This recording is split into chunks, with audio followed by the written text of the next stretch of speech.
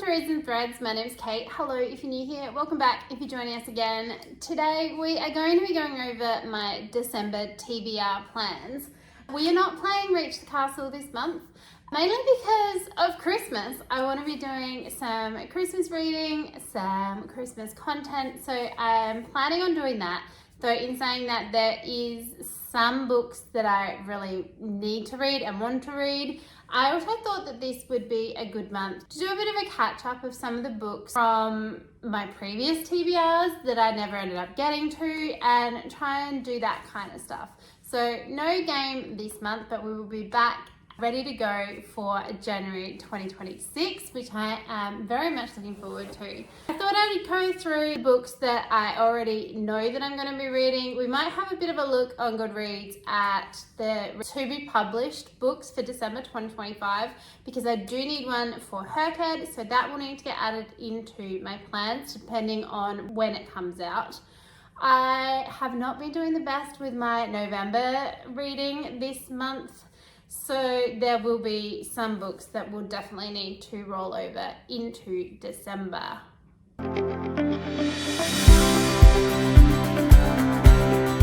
First off, let's just have a bit of a look at the ones that I'm probably going to be bringing over for Herkhead for my new release challenge. I haven't actually gotten to any of these yet. The first potentially one that I could read as my October new release was Alchemy of Secrets by Stephanie Garber. This is just the jacket cover. I do have it already kitted up in my Charlie and Fox cover so that I don't ruin it. I have the new Fairy Loot edition. If I do decide to use this one for my new release for October, I need to have it read by the 6th of December.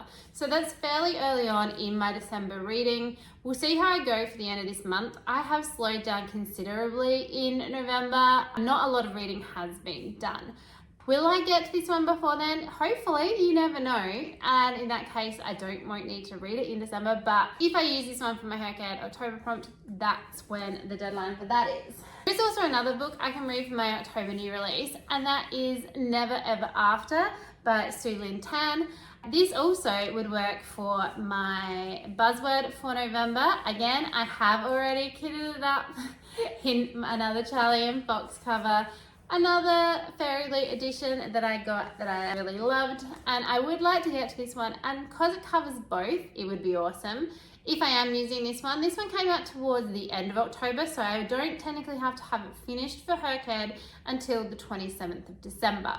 So that one is a very strong possibility. The other book that I was planning on reading, which was going to be my Buzzword Challenge book for November, was Never the Roses by Jennifer K. Lambert. I am still really eager to get to this one. Again, I don't know what the rest... We've got about a week left from filming. We'll see how we go. If I get to this one, awesome. If I don't, I might roll that one over if I still do decide that I want to use it for my Buzzword Challenge. The Buzzword Challenge for December is to read a book with alliteration, and I have picked Sisters of Sword and Song by Rebecca Ross. This would be my first Rebecca Ross. It is also a standalone, which is really handy, so I won't have to worry about starting a new series or anything like that. This one says, an epic tale of love, myth, and the power of sisterhood from the #1 best-selling author of Divine Rivals. Everdeen has always looked up to her beloved older sister, Halcyon, a skilled, strong soldier in service to the Queen. But when Halcyon appears at Everdeen's bedroom late one night, bloodstained and terrifying, Everdeen must come to her aid. She learns that Halcyon is part of a plot to topple the treacherous mage who would overthrow the Queen. All that stands between the usurper and the throne is a legendary relic, the crown of Acantha. Now Everdeen must finish what Halcyon began. As a web of intrigue and deceptions tightens around her, Everdeen travels to the depths of the underworld with Damon, a young mage for whom Everdeen's feelings grow stronger by the day, in search for the crown, and if she fails, she will lose Halcyon forever. So hopefully it'll be good. I do have a lot of other books on my want to read list and even on my shelves that would fit for the prompt of alliteration. So if for some reason this one isn't for me, I will probably just swap it out from one of those. This one I have picked up from the library. I do really like the cover as well, so I am looking forward to giving this one a go. Next up, we have Catch Up Book Club book. I think I mentioned this as a priority read for November. That didn't need to happen. So for December, I do, however, need to read A Time of Courage by John Gwynne. So this one's live show will be early-ish January. This is the thickest in this trilogy. We are still set in the Banished Lands for these ones, and it is following the events of a god war between good and evil, really.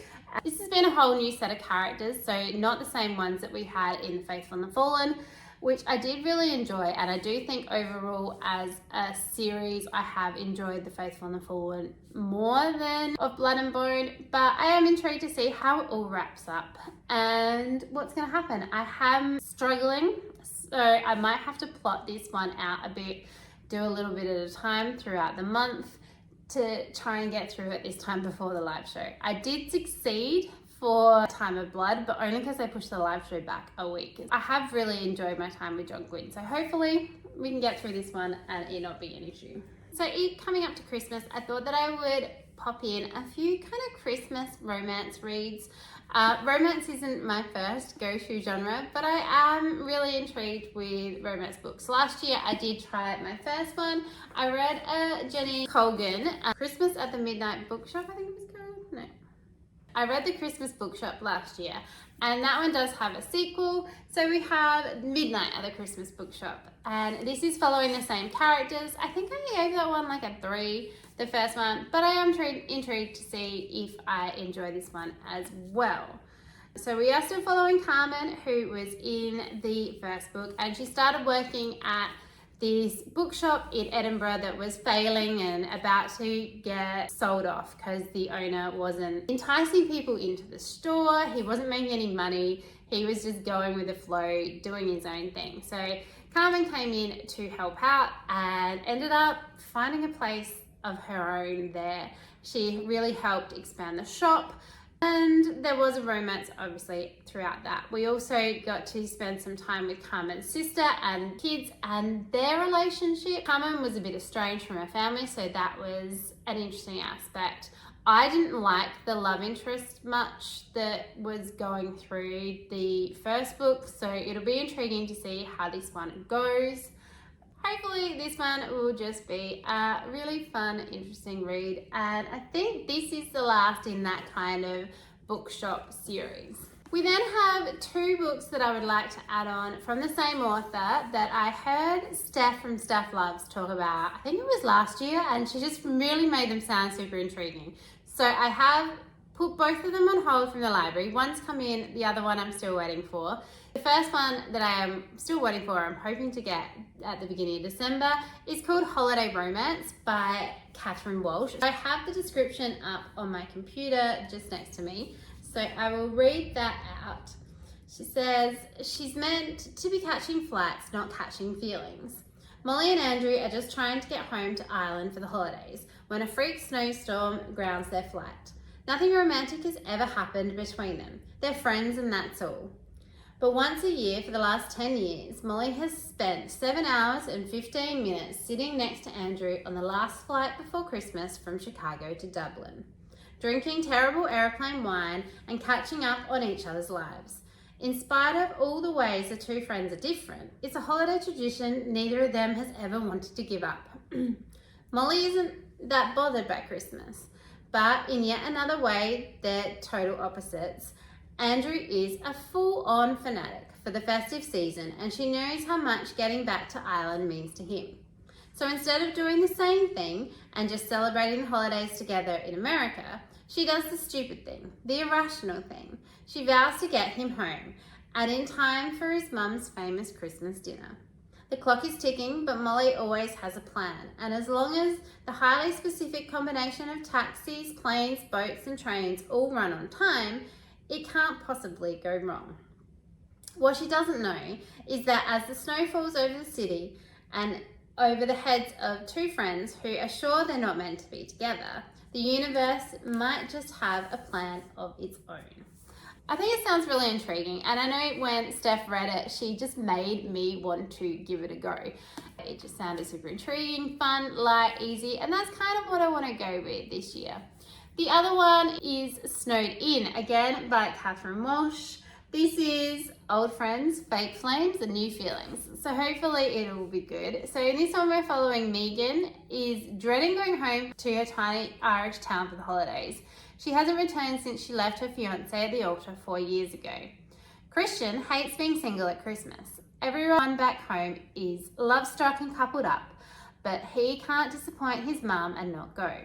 So when the childhood friends bump into each other at a Dublin pub, they come up with a pact. They're going to be the very best fake dates for each other ever. But with two big families to deal with alongside old friends, old flames and old feelings, things are bound to get messy. And when a snowed-in cabin and a little Christmas magic is added to the mix, anything could happen. Again, it sounds really cool, cute and fun, and hopefully I really enjoy them. I have always been a fanatic for Hallmark Christmas movies. I love this time of year, getting together, doing all that kind of stuff. And I haven't been able to get that same feeling and vibe from a book when I've been reading it. So hopefully one of these has the potential to do that. I also have purchased, which I will be reading through for the 24 days up till Christmas, A Heart for Christmas, which is an advent calendar romance book by Sophie Germain. So you open a chapter every day in the lead up to Christmas. So they're all sealed. So I'm going to be vlogging that, and we have, I'm pretty sure it's 24 chapters. I don't think you do one on Christmas Day. Yeah, 24 chapters. So I thought I would read a chapter a day with you all and vlog that, and we can see what this one's like. I just thought it was such an ingenious, fun idea. When my sister showed me the link online for it, I was just like, yes, I really want to do that. That is going to be one of our other challenges. The other thing that I am planning on doing for Christmas is this advent calendar box, which is a whole series of books that have been pre-wrapped. I have no idea what is in them for Christmas. This is put on from the Book Grocer, and so I ordered this. So these should all be adult fantasy books. Possibly adult, there may be some YA in here. I have no idea what is in there. I am hoping that it will be some books that I haven't already read or own, but we will see. So again, I'm going to be vlogging opening these up till Christmas, and hopefully maybe I can get some of these read as well. We'll see how we go, but that is my plans for now. I hope you come along on this countdown to Christmas with me. I'm really looking forward to my December reading. I think it's going to be a lot of fun. I do want to try and get in some of those books that I missed on my previous TBRs, and yeah, just have a bit of fun, refresh, relax, restart for 2026. Okay, so the other book that we need to figure out is going to be my Herkhead new release for December. Let's have a bit of a look at the books that are coming out in December 2025. There are a few already that I do know about that I am considering, but I thought we could have a look at them together. I have up here the most popular books published in December 2025. This is the only way I could figure out getting towards it. So In Your Dreams is not probably going to be a contender. It's the fourth in a series. I'm not huge into romance much. Now, this is one I have seen before, so He Who Will Die. And I have been meaning to try Starsky Stark, so that may be a contender. And it is the beginning of a series, so if I like it, I can continue on. So that is definitely an option. Let's see when it comes out. So this one's not expected to release till 30th of December. That would mean that we wouldn't get to even probably start reading that until January. What is this one? An Arcane Inheritance. Warren used to be a student at Maxley of Ivy Colleges. It's possible. Again, Crown Tide is the fourth in a series. I will not be going there. Brandon Sanderson, again. Now, Dawn of the Firebird. This is another one. I don't technically have it as a one to read yet, but I have seen it coming up on the internet now, and I have a feeling it's going to end up in one of my subscription boxes. So this is another possibility. So this one could definitely work. Let's see when this one actually comes out. It's better than the 2nd of December. So if we did add this one in and I did manage to get it in time, I could potentially read this one in December, though I would still have the 60 days from when this is released to actually have it finished by. That one is an option. Fallen Gods.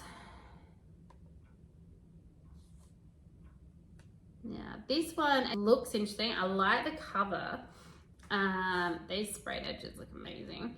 So if we were to do this one is coming out the same day on the 2nd of December, so that could be an intriguing option. Katie Roberts again, it's the 9th, the 2nd, Dante. That's a pretty good amount of options. I think I won't continue on from there. So we've got possibly Fallen Gods by Rachel Van Dyken, Dawn of the Firebird by Sarah Mughal Rana, and what was the other one?